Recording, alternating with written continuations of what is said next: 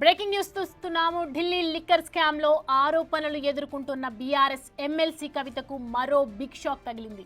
ఢిల్లీ మాదిరిగా కేరళలోనూ liquor scam జరిగినట్లు ఆరోపణలు వినిపిస్తున్నాయి. దీని వెనుక కూడా కవిత కీలక పాత్ర పోషించారని కేరళ అసెంబ్లీలో విపక్ష కాంగ్రెస్ నేత వీడి సతీశన్ ఆరోపించారు.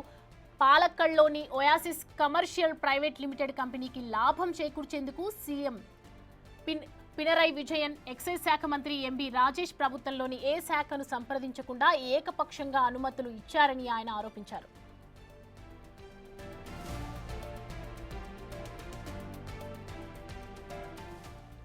కవితే స్వయంగా కేరళకు వచ్చి ఈ వ్యవహారాన్ని నడిపించారని సతీశన్ ఆరోపించారు.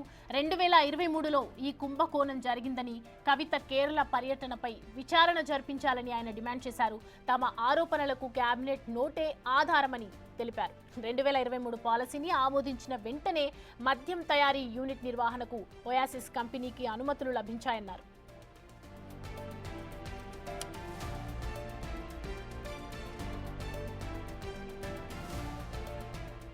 ఒయాసిస్ కోసం మద్యం పాలసీని సవరించారని, ఆ తర్వాత దుకాణాల కేటాయింపు విషయాలు కూడా ఎవరికీ తెలియదని ప్రతిపక్షాలు మండిపడుతున్న విషయాన్ని సతీశన్ ప్రస్తావించారు. ఒయాసిస్ కంపెనీకి లైసెన్స్ వచ్చిన విషయం పాలక్కడ్లోని డిస్టిలరీలకు కూడా తెలియదన్నారు.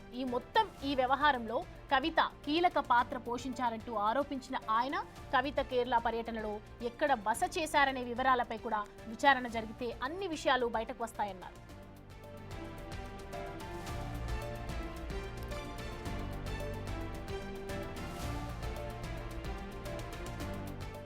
అయితే సతీశన్ ఆరోపణలను ఎమ్మెల్సీ కవిత ఖండించారు. తన పరువు ప్రతిష్టలను దెబ్బతీసే లక్ష్యంతో సతీశన్ ఆరోపణలు చేస్తున్నారని మండిపడ్డారు.